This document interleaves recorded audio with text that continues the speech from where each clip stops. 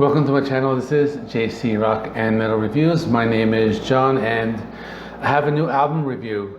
It's the new album by Blaze Bayley and the album is called War Within Me.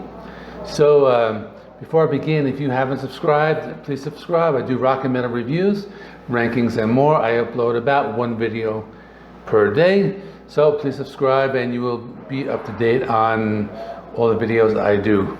Let's talk about Blaze Bayley.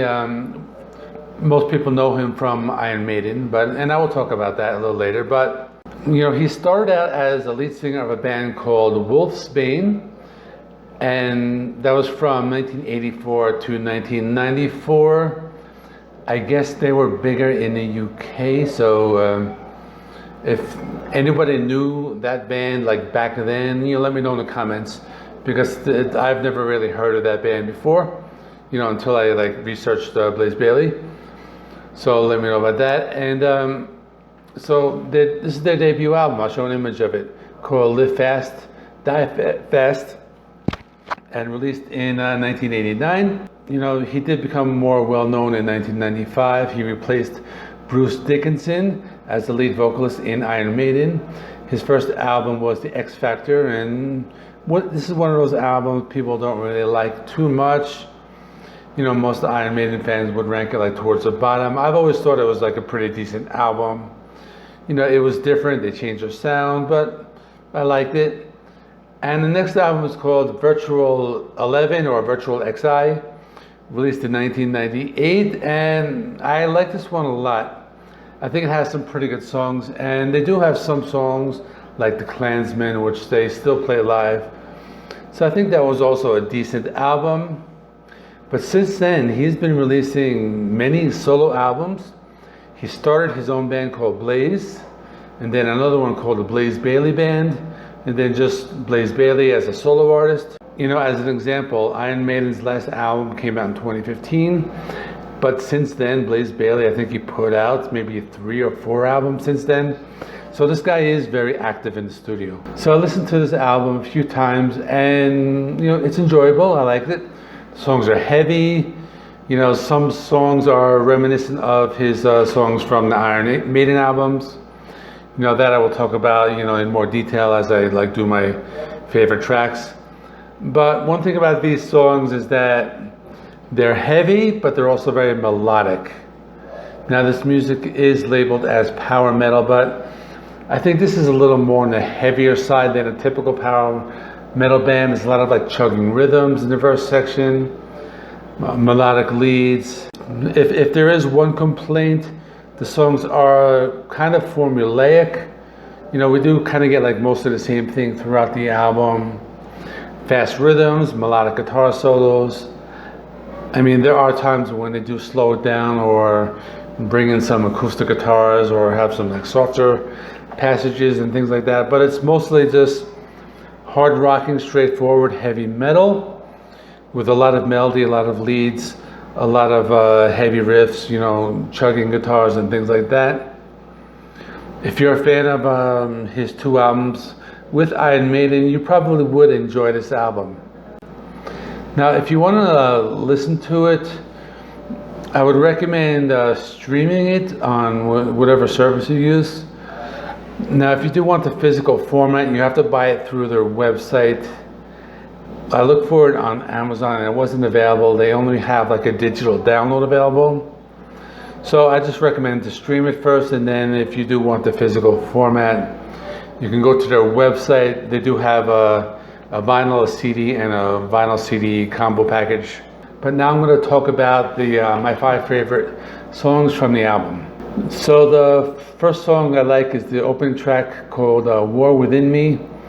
Now this just sets the pace, sets the mood. Starts off with some speed metal, there's some lead guitar in the intro. Blaze Bayley sounds really good, and just as good as he did on the Maiden albums. And the song reminds me of something almost like from like his time during Maiden. A lot of like lead guitar on his track, and it is very melodic. The next track I want to talk about is called Pull Yourself Up, and this song starts off with a riff that's a pretty cool riff. It's like a mid-tempo, They slow it down a little bit on this one, but it still has the same elements as the other song. A lot of melody, a lot of riffs, a lot of like chugging rhythms. And this is kind of like a happy song. It kind of like lifts your mood when you listen to it. And it's a pretty cool guitar solo. And what I like about the guitar solos, like in general on most of the songs, is that they're a good balance of like melody and technicality. Maybe more a little focused on the melodic side. So this particular song has some pretty cool acoustic breakdown, and you know, this track is probably one of my favorites also. It does stand out a little bit from the others. The next song I want to talk about is called Witch's Night, and this is more like a traditional power metal song. It has that like big like epic sound and the guitars. It has that like almost like a layered feel. Pretty cool start and stop riffs throughout the song. And there is one part where I like where like the vocals and the lead guitar kind of like are like right in harmony with each other. I thought that was pretty cool.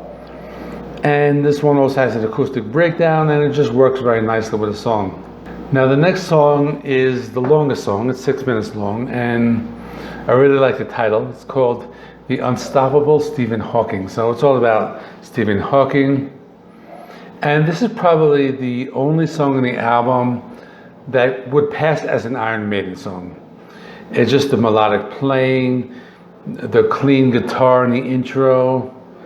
Like if you took this track and you put it on like Virtual 11, you know, it would just seem like it belonged there. And like it is one of the longest songs. They do have, you know, again, like Iron Maiden, the tempo changes, a lot of different parts. So this is probably maybe my favorite song. And the last song on the album is called Every Storm Ends.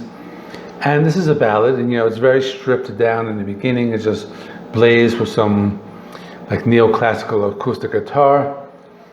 But the band does kick in, you know, they do bring in some like heavy guitars, you know, throughout the middle of the song. So I would call this a power ballad. But I think it's a good way to end the album. I'm kind of glad they ended it like on a slow note, on just something that's like a little different than the other songs. Because there is like a little bit of repetitiveness on the album, but all in all, it is enjoyable. So let me talk about the album in general. Basically, it's a lot of original songs, and it gives you what you're expecting. There are many riffs. There's a lot of riffs on this album, a lot of melodic guitar solos, a lot of melodic lead playing. The songs are well written. I really like the lyrical content. You know, they're talking about a lot of like scientists and they're science-based. You know, I like that part about it. So I'm going to give this album an 8 out of 10, just because of the enjoyability. Even if it is somewhat formulaic. You know, I'm somebody who is an Iron Maiden fan, and you know, I've been waiting almost 6 years for a new Iron Maiden album. So this is something that, you know, I can listen to just to tide me over. And that is it. Thanks for watching. So let me know, what have you thought of this album if you have listened to it online? And what are your thoughts on his 2 Iron Maiden albums? Because some people don't like them, some people do like them. So we can talk about that too in the comments. So coming up next, I will do the new Cheap Trick album. I'll do that one tomorrow. And then the Sweet Oblivion with Jeff Tate, I'll do on maybe Monday.